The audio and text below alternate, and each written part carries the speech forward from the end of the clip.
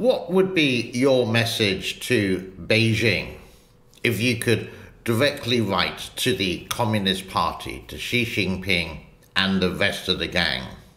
Well, here's what some politicians have said so far. What do you have for Beijing? You can have enough of your dream of national rejuvenation without pursuing it at others' expense. The West stands united. We don't seek war.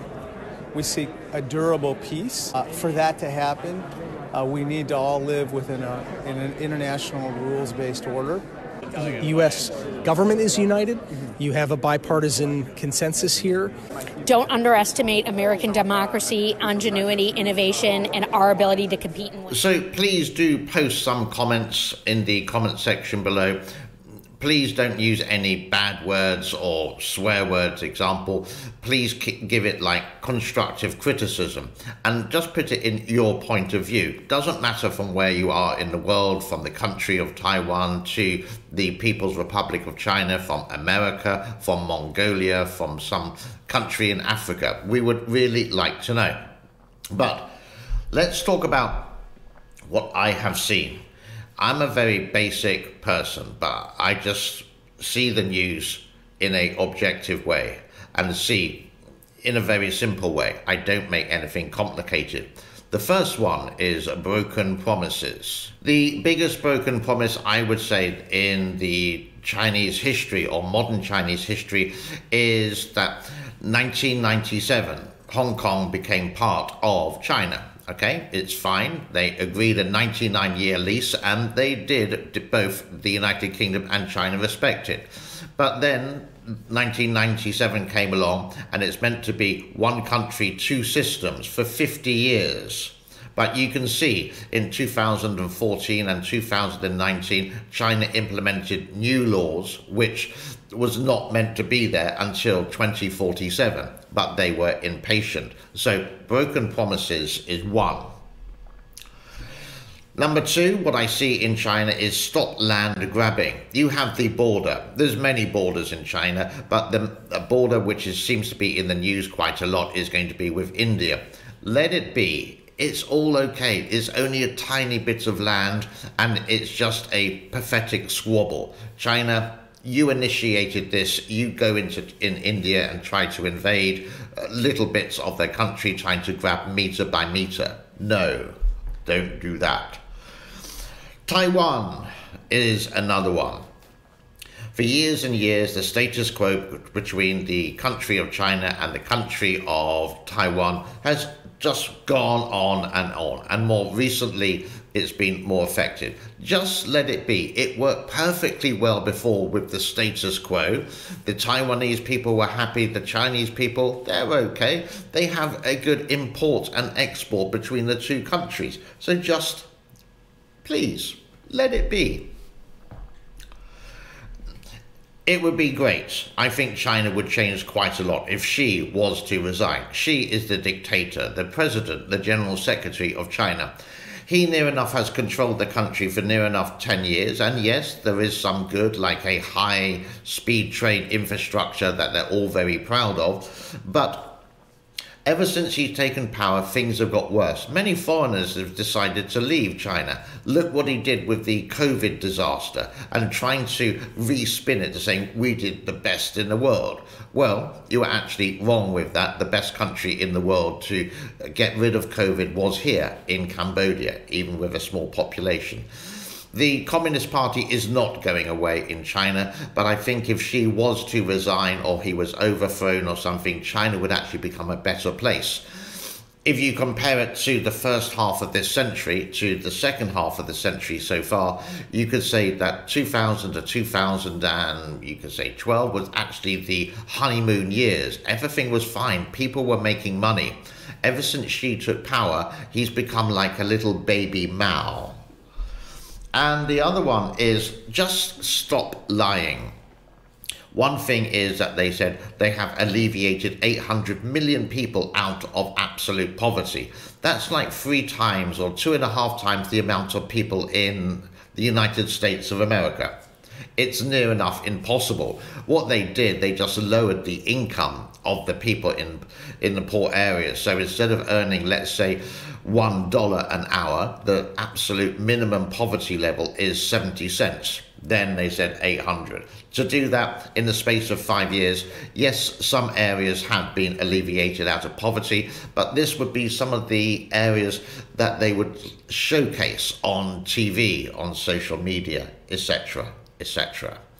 Again, these are the things, and these are my comments I would like to pronounce to Beijing in a very simple way, and this is how we see it, not just from the Western media, from people in China who actually post tweets about what their life is really like.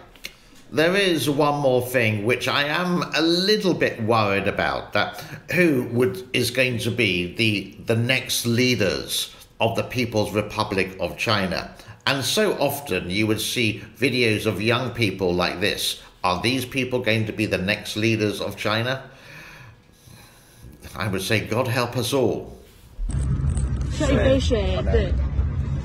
น้ำหนูตักเอาไปอ๋อ เวลาเคยไหวใช่ เอาหนูลองทำไมอ่ะดูดน้ำก็ขึ้นมาปกติตกใจ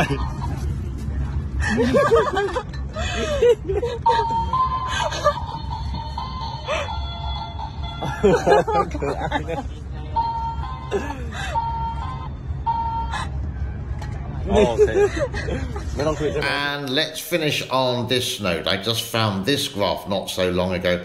America's favorable opinion of China from 1979 to 2023 until this year. And you can see near enough ever since the beginning or the year before COVID, the drop. And again, I would say the main reason would be that China is trying to manipulate a lot of the West. Why don't you just work as a team? Why don't you work the same as, for example, Thailand? That seems to work very well. Or the country of Taiwan. I think they seem to be jealous, and people's opinion has just shot down. You've got to stop doing all the things that we mentioned. Stop lying, stop harassing, stop bullying, stop denying. And then I think China would be a better place. And of course, Xi to resign. Now, let's move on to something completely different. Chinese Communist Party does not exist. China, whenever it is written in English, calls it the Communist Party of China, CPC. The West, Western governments, the Western media. This guy does actually annoy me, and I think he's blocked me from YouTube, but regardless, he is wrong. And let me just prove that he is wrong. Here is the first quote. CPC is the actual official translation. People have been using CCP, however, for a very long time, as it's the direct translation of the Chinese name. It's like in China, for example, you would have something called Hongbao. Hongbao, direct translation, is a red packet. In English, we would call it lucky money. Now, you don't have to believe me. You can go to a search engine like this called Wayback Machine. You can type in CCP, for example, and you would see some Chinese state-affiliated media like Global Times, Xinhua News, who would actually say CCP. It's only in recent years that they have changed the narrative to CPC. Let's go to another picture. The Communist Party of China, CPC/CCP, comes from China Information and Sources. There we go. An article here. Do I have to read it? The ruling party of China used to call itself the Communist Party of China, but the Communist Party of China is more commonly known and used in English. What is the difference? I'm going to leave that there for a little while so you can read it, or just put it on pause. Then why is the reason in, you could say, 2-3 years they've changed the narrative from CCP to CPC? Basically because if you type in, for example, on YouTube, you would get, what is this? You would say, this one would say about CCP, it would have all these sort of like bad bad news that comes out. China obviously doesn't want that. But if you type in CPC, it will be the complete opposite, as you can see from the screen there. All very, very different. You can do exactly the same on Twitter. You type in CCP, it would have CCP is a criminal, for example. And then if you type in CPC, it's going to talk about something completely different, far away from the CCP, because it's talking about Canada for some unknown reason. All right? So CCP is fine to use. If you want to use CPC, that's fine as well. But please don't say it is wrong to say CCP, because the Chinese used to say CCP in the past. They've just changed the narrative. So Mr. Brian Beletic, you got it wrong, I'm afraid, and stop doing the wrong narrative. Again, once again, you're doing porky pies. That brings us to a close for today. I hope you enjoyed the show. Please like, subscribe, and share, and I will see you soon. My name is James. This is Buzz, Buzz, Buzz. Thank you very much.